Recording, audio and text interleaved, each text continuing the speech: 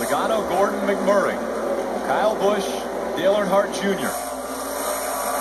Logano has an 0.8 of a second lead over second place Jeff Gordon.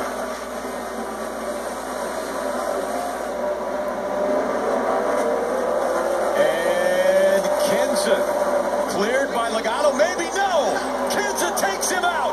Logano into the wall. Caution comes out and the crowd roars.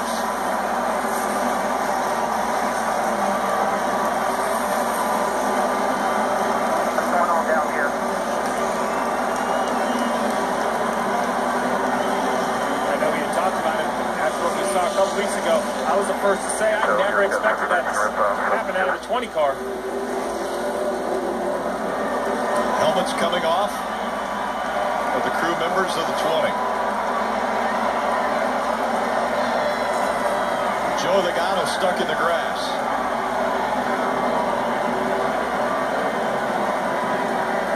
If the 20 of Matt Kenseth can continue, NASCAR has said he will be parked. Helmet is already off of the 20. And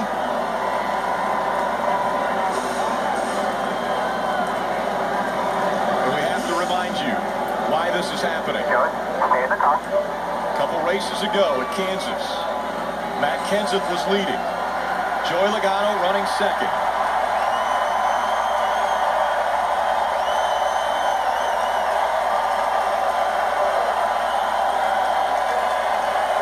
You can tell how the fans feel about it.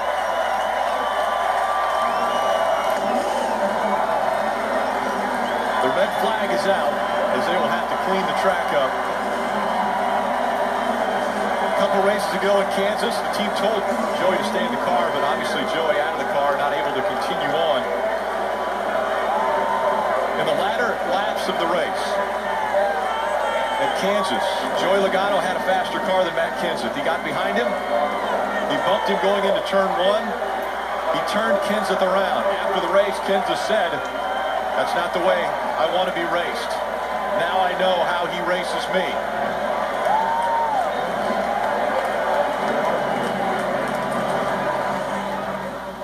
This is what just took place. Clearly, the 22 is lapping the 20, and 20 obviously intentionally wrecked him. And what happened the week before was more than 2 weeks before was more than it should have been, and just flat wrecking.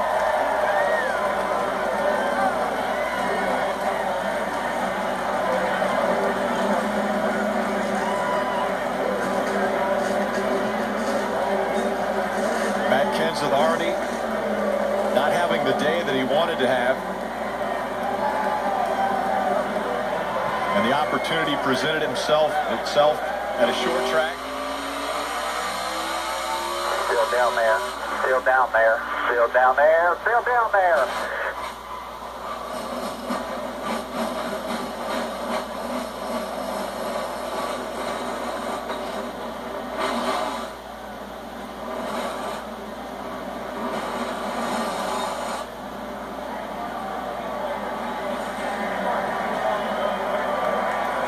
Once the favorite for the title, Joey Logano out of his car. Matt Kenseth out of his car. It will be an interesting trip to the infield care center. Listen into the 20 radio.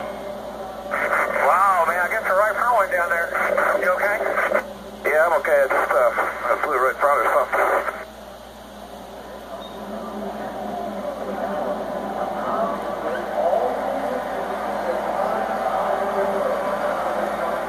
And the crew of the 22 made their way into their hauler. Again, the two drivers, anytime you get out of your car in the middle of a race, you're required to go to the infield care center. So as we speak, Joey Logano and Matt Kenseth are in the infield care center together.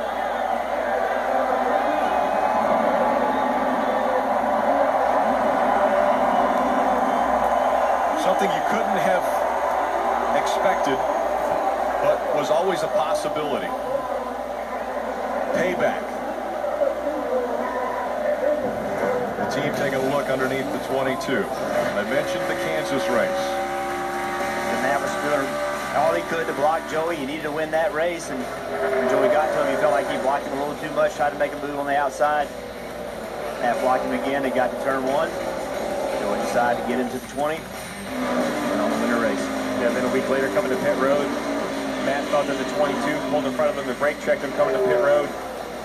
It didn't look like that to me. It looked like the 22 was trying to get to pit road himself, but Matt Kenseth had a disagreement on that. And then today, the 20's being lapped by the 22. The 20 clearly just gets in the left rear quarter panel, drives the 22 into the corner. There was a lot of conversation after Kansas. Would there be retaliation? I was a firm believer that the 20 was going to make it difficult on the 22, but I honestly didn't expect to see this. But without a doubt, Matt Kenseth had another plan here. Yeah, I didn't expect to see it either. I thought that Matt would, like you, I thought he would make it difficult on Joey for the rest of the year.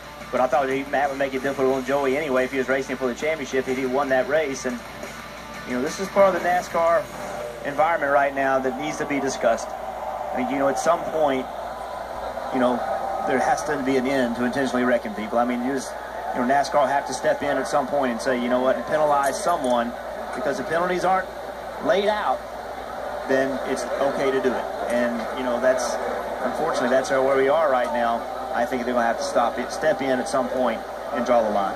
NASCAR's response to this issue was if the 20 was able to continue on, they were not going to allow him to continue on. This isn't the first time we've seen this. You know, Matt Kenseth wrecking Joey Logano. This isn't the first incident like this. You know, this goes way back.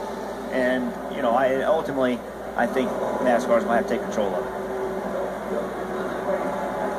Take a look in the garage area. Not a very happy person. That's Joey Logano's dad right there. And Todd Gordon, the crew chief, holding him back.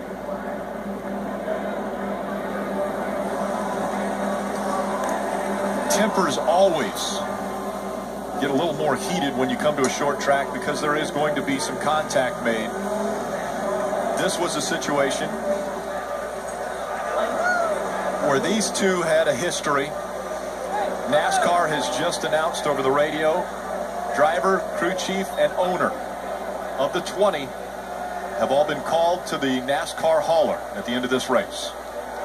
The NASCAR officials are all in the control tower now as they will oversee a race.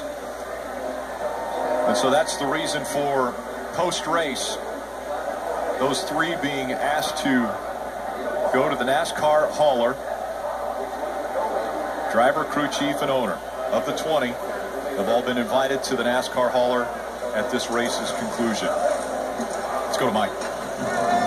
And Rick, as you mentioned, you saw Todd Gordon, the crew chief of the 22, restraining Tom Logano, Joey's father.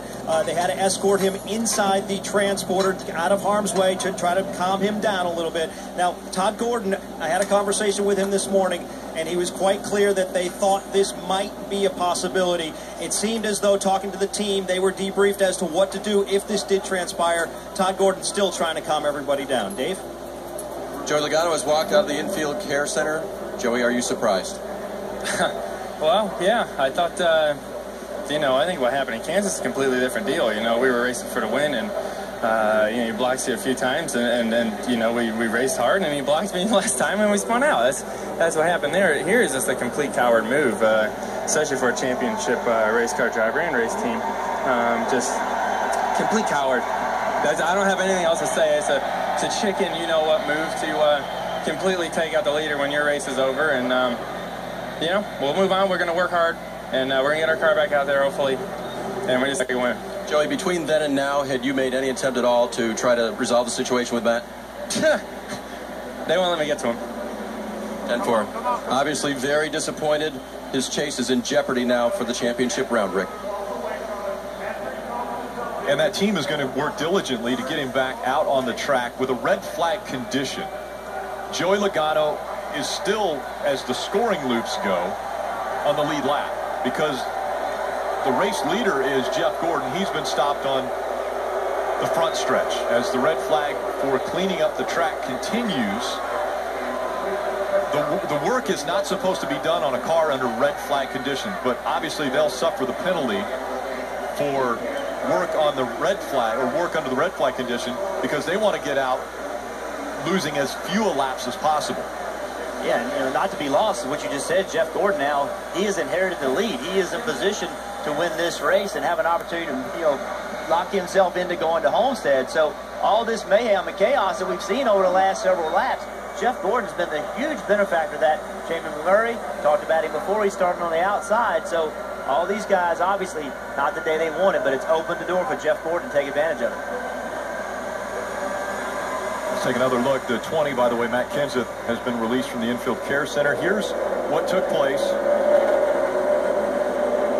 And while this is happening, the 24 goes by and takes the lead. Marty. Matt Kenseth is out of the infield care center. What is your side of the story, Matt? Well, it's a really disappointing day. I thought we were going to have a shot at the win there. And, they were jacking up the restart real bad to let each other and his teammates, which that's fine. And Brad went in there, and I got outside of Joey, and I was going to try to race him for the win, and Brad wiped me out for some reason. I'm not really sure why. And then we had so much damage on the right front, I should have probably just put it in the garage and just got into one and couldn't get it to turn, and ran Joey over. So disappointing end for sure. Joey said it was a complete coward move on your part. Your reaction to that?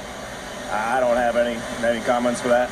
There will be people who say there was intent involved, even though you said you had a right front go down. What's your comment to those folks? Well, there's people who say a lot of things. Splitter was trying to take the ground and, got in the corner and, certainly ruined his day. I know what it's like to be that, too. Some days you're the bat, some days you're the ball. It's never fun when you're the ball. So, it's, like I said, disappointing end to our chase. And, he's got a couple races left, got the best car. He might get a couple wins here and still have a shot at it. So, certainly disappointed it came down to that, man. I was out there trying to race hard as I could for Dollar General and try to get the win. I really thought we were going to have a shot for a win before, they got me the first time. So, disappointed to get wiped out twice in the last 4 weeks with a shot to win for sure. Do you think this is over, or do you see another chapter maybe coming in retribution from him? I don't know. I feel like every week's a new week. Go out and race, do what you think is right, race as hard as you can, and just take it 1 week at a time. So I don't know. I try to do the best I can. You never like to be in these situations. They really stink, to be honest with you, but sometimes you get put in these spots, and you gotta try to keep respect in the garage area. You can't get yourself ran over. You can't get in a chase next year and get ran over for the same reason. So, like I said, I hate the way it ended. Wish we were out there celebrating or having a shot for the win like we did before we got wrecked. So, disappointing day. Matt Kenseth, very matter-of-fact about it, Rick, but that is his side of the story. We've heard both sides now. Yeah, I think ultimately what he said there at the end was, he felt like if he didn't take a stand, that he would just continue to get run over. He felt like Joey had done something to him. He felt like Brad also had done something to him, and if he didn't make a stand, then it would just happen again. So that was the stand he made. Yeah, my disappointment in this whole situation is to try to claim that something happened to either race car. I think in Kansas we saw the 20 block. The 22 decided that blocking was enough. He decided to move the 20. We came here to Martinsville. I don't know about the first